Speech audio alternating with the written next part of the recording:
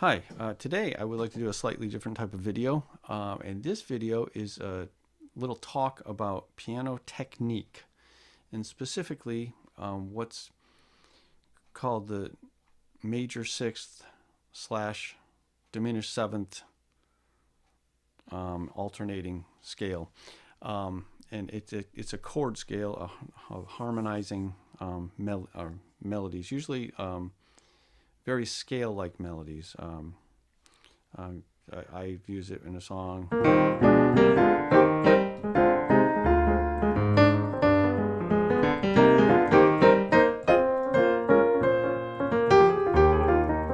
So I use it to specifically walk up this piano in that scale. Now, it's probably best not to teach you that specific thing because you may not like that song. It's best to teach you the basics in the key of C so you can see the mechanics of how this sort of thing works. Basically what we're doing is we're starting with a major sixth chord and using that on all of the notes of that major sixth chord in that scale. So if we're on the 1, 3, 5, or 6, we'll play different inversions of that chord, which leaves the 2, the 4, and the 7 unharmonized. So what we have to do is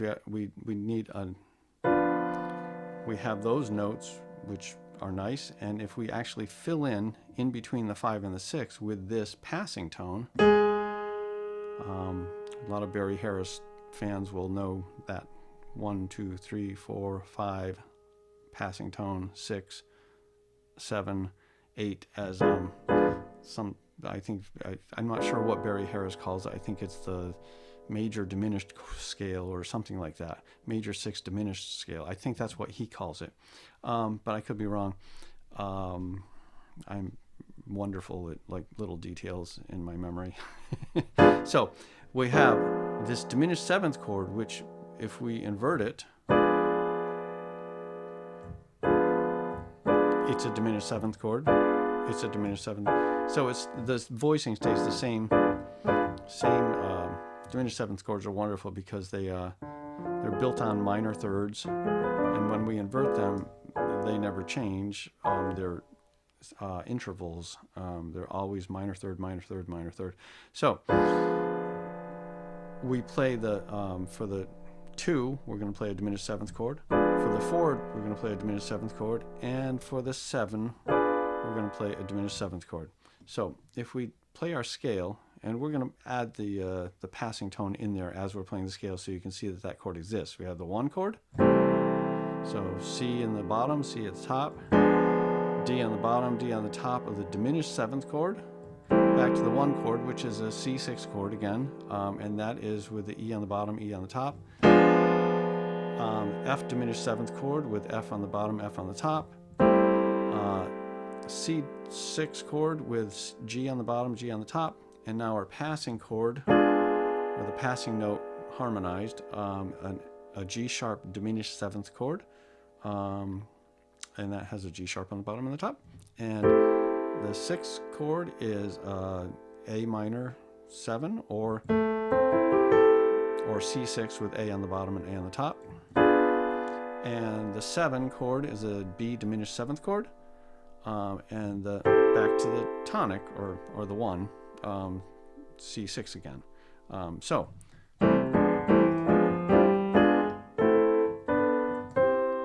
my fingers got stuck on that one.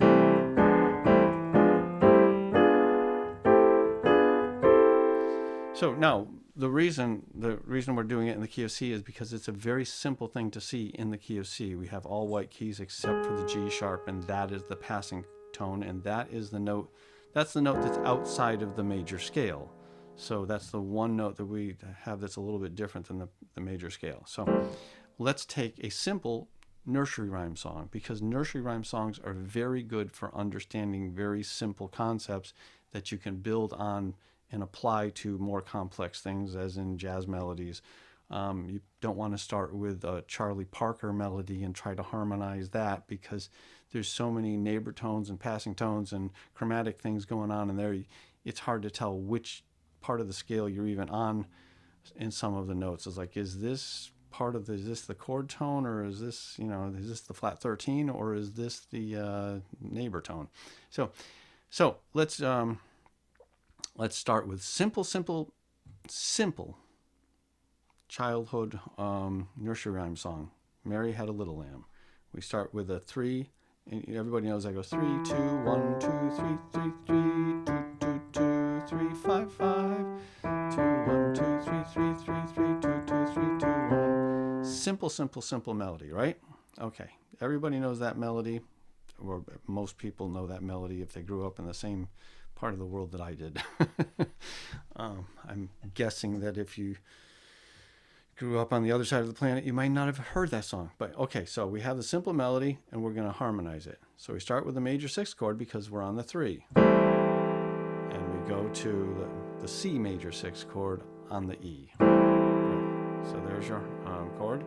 Then we go to a D diminished 7th chord on the 2. The C chord on the 1. Back to the D diminished 7th chord on the 2. And the C6 chord on the 3. Back to the 2 diminished chord, back to the C6 chord on the 3, up to the 5, which is still a C6 chord.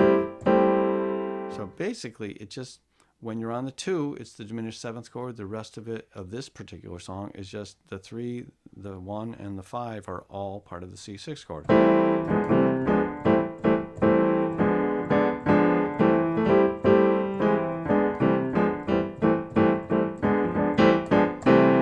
So, if that makes any sense to you, then that's wonderful, because that can help you get that can help you understand, like, oh yeah, it's a major chord, and it's in inversions. Major 6th chord in an inversion, diminished 7th chord, major 6th chord, diminished 7th chord, major 6th chord, and if we were to go up to the 4, diminished 7th chord, then the major 6th chord again, and then with the 5th.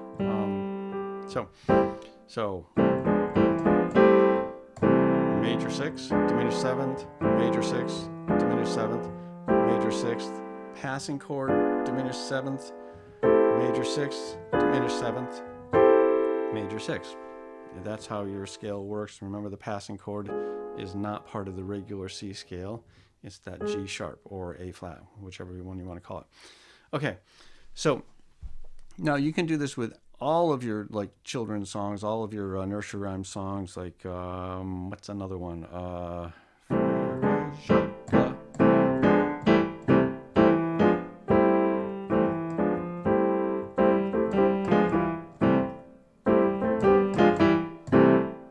Now this is going to be weird, because notice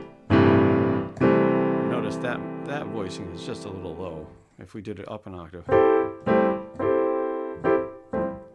that's not so bad, but there you go. That's another one. How about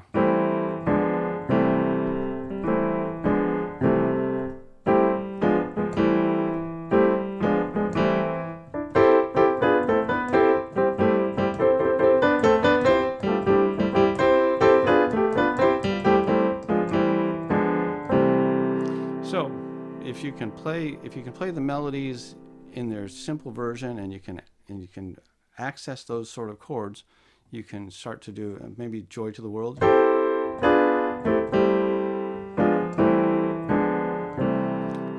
Simple, right? Hopefully some of that made sense.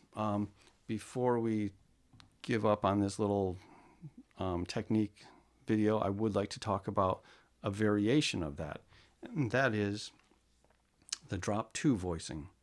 If we think of our C6 chord here with C in the melody and C on the bottom, notice that we have 1, 3, 5, 6 in the octave, right? So if we take the second from the top voicing, get rid of it up here, and remove the octave double here, and bring that second from the top voicing down an octave, we get a different voicing. Well, the same voicing, but more spread out. We have the 6th down here instead of...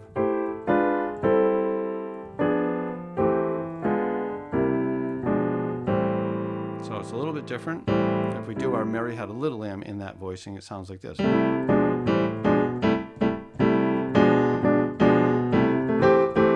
As opposed to in the standard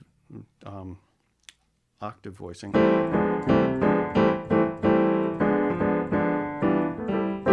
So it's a little different.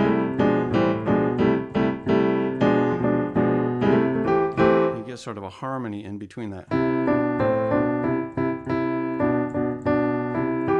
So the drop 2 voicing is a very useful thing, and I tend to like the drop 2 voicing better than the simple octave voicings. I tend to use it more often when I arrange something in a jazz piece. But that's probably about it. Now, obviously, when you perform, you're not going to be performing Mary Had a Little Lamb or Frere Jacques if you're doing a jazz band. But if you cannot make this technique work with something as simple as Mary Had a Little Lamb or Frere Jacques or Three Blind Mice, if you can't make it work with something that simple, it's hard to understand it on a much higher level, which is what happens when you start trying to use these techniques to harmonize more intricate melodic sort of things. You don't want to harmonize a Charlie Parker song without the understanding of how to harmonize your basic scale tones. You're going to have to, when you do something like that, you may have to work on coming up with your own ideas of how to handle passing tones and how to handle neighbor tones, chromatic, all sorts of chromatic things. Now, there is, if you really love that whole concept and you want to get more involved in it, there's a guy named Mark Levine. Mark Levine has a great jazz piano book. I'm not sure what it's called, but it's a sort of a Bible in jazz piano circles. If you love playing jazz piano and you want to know as much about technique as possible, you should get Mark Levine's book. I can't tell you what the name of it is because I have no memory at all. But look it up. Mark Levine, jazz piano. There's maybe even more than one at this point. But he's got a great book that I think it might be called Piano Improvisation or something like that. But get his book, and he has a whole chapter on this sort of thing, and he talks about how to use it in the minor and how to use it on the dominant chords. I've just given you some ideas of how to use it on a simple major chord today.